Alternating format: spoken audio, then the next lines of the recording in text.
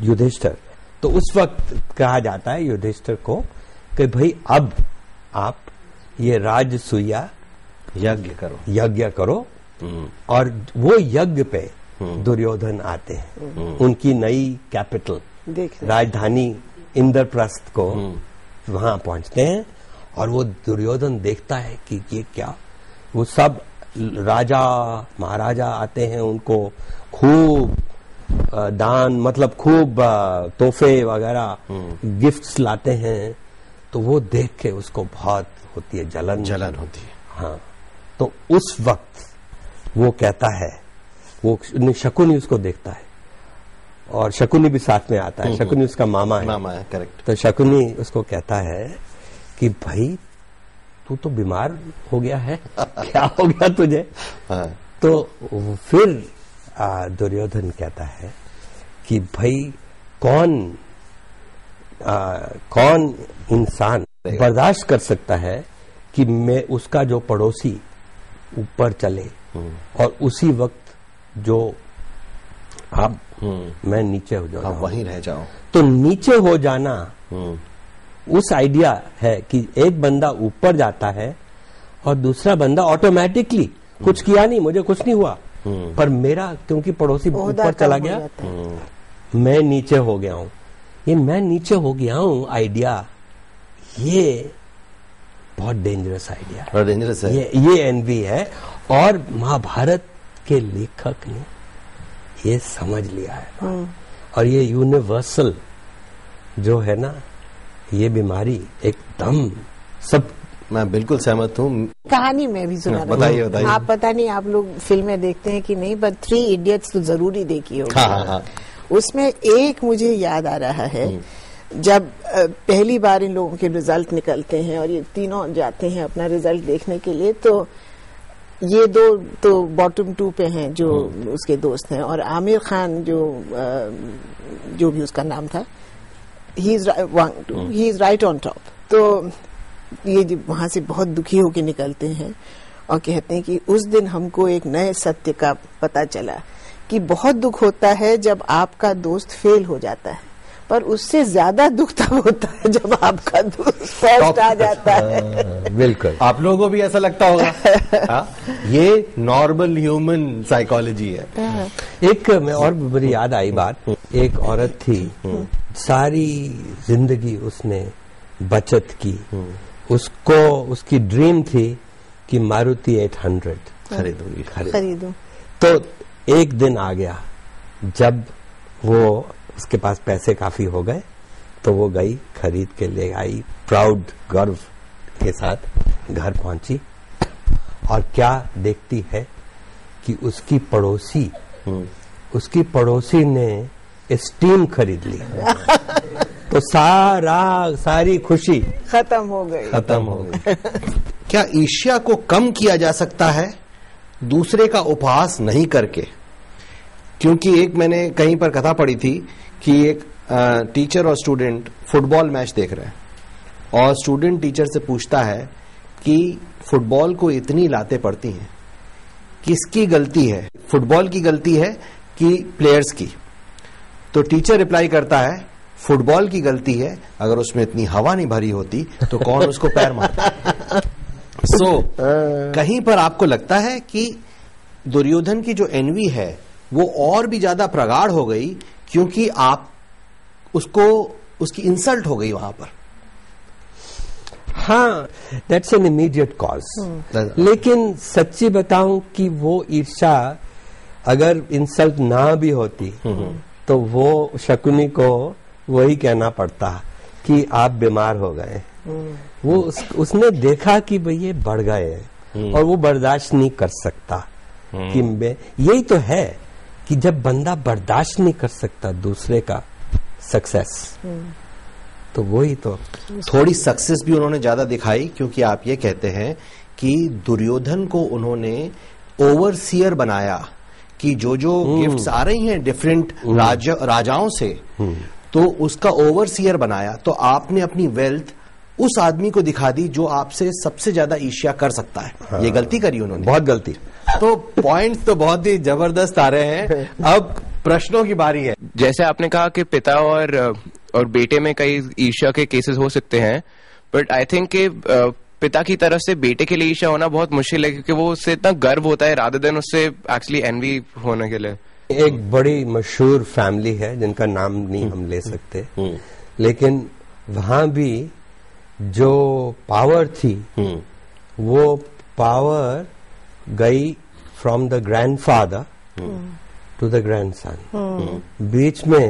बीच की जनरेशन को स्किप कर दिया। करेक्ट। और जो फादर थे वो अभी तक उनको दिखाते हैं, उनकी शक्ल देखिए तो वो कैसा फील करते हैं। जो ग्रैंडफादर थे बड़े मशहूर थे, वो ग्रैंडसन भी बड़े मशहूर थे। तो ये होता है। आपका कोई अनुभव इस एरिया में? देखिए, ईर्ष्या एक कारण है, ईर्ष्या is not the only reason. ईर्ष्या में एक और बड़ी वाहियात चीज होती है कि उससे निकल के कई और दुर्गुण या अपवाद हम में आते हैं। हाँ, जैसे गुस्सा, लोभ, डिसरिस्पेक्ट, हर तरह का, मतलब that is a bed rock from which many other vices emanate. कितनी वाइसेस थी दुर्योधन की जी, लेकिन उनका असने सही कहा है कि जो बेडरॉक था ना, वो ईर्ष्या एक कारण हो सकता है। उसके अलावा और भी कारण हो सकते हैं। फॉर एग्जाम्पल, फादर को बहुत ही is use to a lot of respect कि सब लोग आदर करें। वो ग्रैंडसन से मिल रहा है लेकिन अपने लड़के से नहीं मिल रहा। ये भी ऐसे भी कारण हो सकते हैं। वैसे जो पूछा है सवाल वो ठीक है, मतलब जो प्रिजम्पशन है सवाल की वो ठीक है कि आमतौर जो फादर को बच्चे के लिए गर्व होता है, प्राइड होती है अगर बढ़े अपना बच्चा, वो क्योंकि एक किस्म अपनी प्राइड है, अपनी करेक्ट, वो बढ़े लेकिन वो मेरे ऊपर हावी ना हो। यू नो, अगर वो बच्चा आप पे, पर्टिकुलरली राज खानदानों में मैंने ये देखा है, जो स्टडी मैंने करी है थोड़ी बहुत, कि राज खानदानों में थोड़ा सा डिफरेंट हो जाती है सिचुएशन, क्योंकि स्टेक्स बढ़ गए। राज खानदान मतलब बड़े इंडस्ट्रियलिस्ट हो गए, बड़े पॉलिटिकल फैमिलीज हो गई, वहां स्टेक्स बढ़ गए। वहां पर आपने तो खैर बहुत देखे हैं इंडस्ट्रियल कॉर्पोरेट जीवन, हमने उतने नहीं, पर लियर की कहानी क्या है? क्या कहानी है वो? किंग लियर की कि वो अपना ताज देना चाहते थे लेकिन अपना राज नहीं देना चाहते थे। अपनी बेटियों को उन्होंने पहले पूछा कि मुझे सबसे ज्यादा प्यार कौन करता है, उस अनुपात में मैं अपना राज दूंगा। तो ही wasn't prepared to share.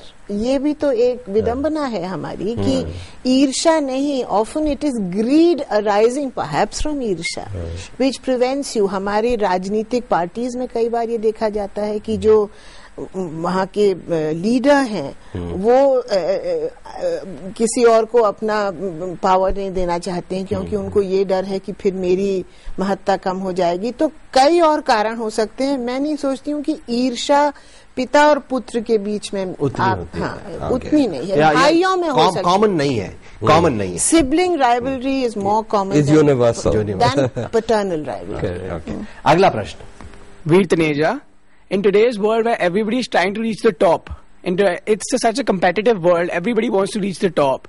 Each one is fighting with the other.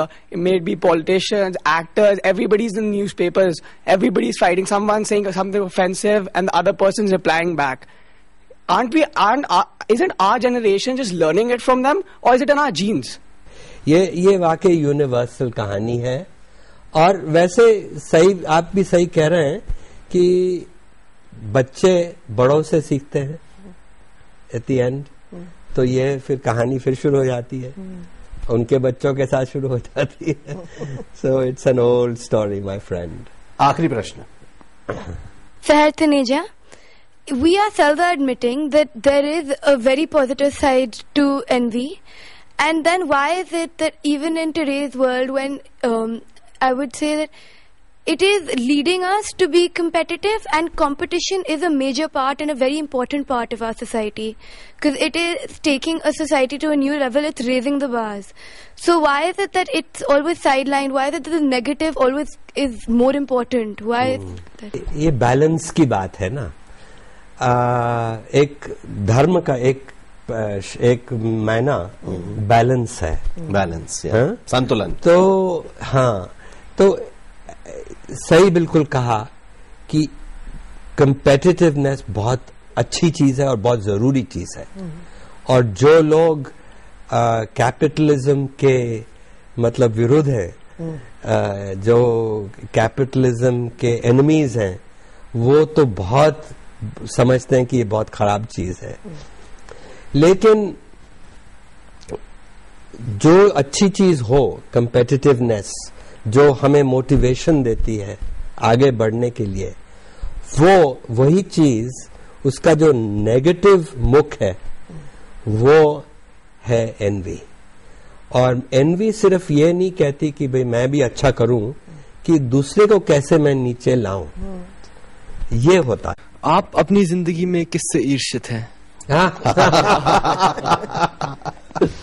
भाई बहुत लोगों के साथ, तो बहुत ही लोग हैं जिनके साथ जिसके साथ मेरी ईर्ष्या होती है, और हर रोज होती है, और पड़ोसियों के साथ भी होती है। मुझे भी ईर्ष्या होती, जैसे मैंने बताया लोगों से, लेकिन आपसे ईर्ष्या नहीं होती, जबकि आप मेरे से बड़े ऑथर हैं।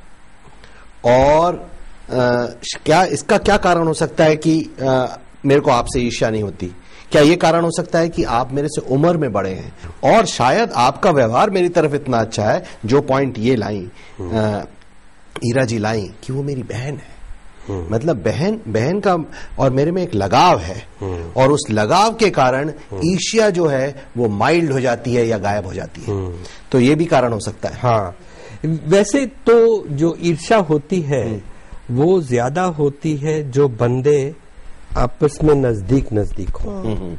सर्कल ऑफ एनवी जो आप बोलते हैं। हाँ, जो मतलब सर्कल ऑफ कंसर्न, अपने जो मतलब पड़ोस में लोग हों, भाई बहन, भाइयों में होती है, दोस्तों में होती है, दोस्तों में ज्यादा होती है। अगर बंदे को जानते नहीं हो तो इतनी ईर्ष्या नहीं होगी। और वैसे अगर बंदा बहुत ही दूर हो ना आपसे, मतलब जैसे क्वीन ऑफ इंग्लैंड, अब क्वीन ऑफ इंग्लैंड के साथ क्यों ईर्ष्या होगी पड़ेगी? बहुत अच्छे पॉइंट्स आए। ये हमारा क्रम जारी रहेगा, क्योंकि बात आधी ही रह गई, आपके प्रश्न भी आधे ही रह गए। आने वाले हफ्ते में फिर मुलाकात होगी हमारे दो विशिष्ट मेहमानों से, और हम आगे बात करेंगे ईर्ष्या पे, क्योंकि ये बड़ा इंपॉर्टेंट टॉपिक है और इसके बारे में हमें सजग रहना चाहिए, और ये भी जानने की कोशिश करेंगे अगले हफ्ते कि इस पे कंट्रोल कैसे लाया जा सकता है। Thank you very much, and thank you sir and madam for being with us. अगले हफ्ते फिर मुलाकात होगी, तब तक के लिए जय हिंद।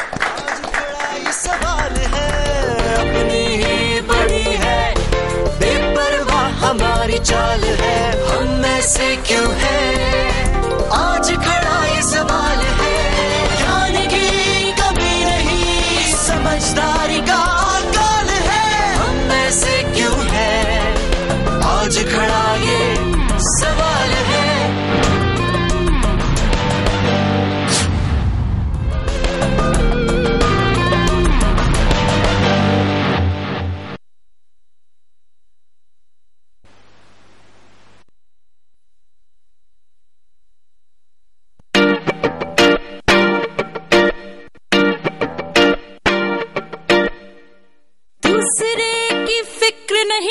सिर्फ अपना ही ख्याल है, हम ऐसे क्यों हैं?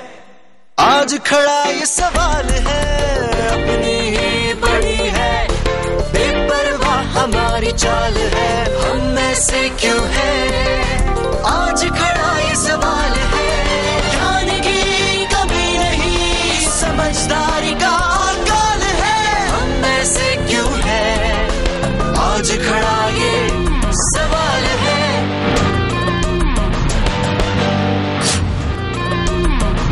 नमस्कार। किसी ने कहा है कि सफलता की कीमत है ईर्ष्या, मतलब हर सफल आदमी को ईर्ष्या भी संभालनी पड़ती है दूसरों की उसकी तरफ जो आती है। स्वागत है आप सबका आपके ही शो हम ऐसे क्यों हैं में, और हमारे साथ आज हमारे स्टूडियो में दो इंपॉर्टेंट मेहमान हैं जिनके साथ हमारी चर्चा चली हुई है ईर्ष्या पे, ईर्ष्या के अलग अलग पहलू। मिस्टर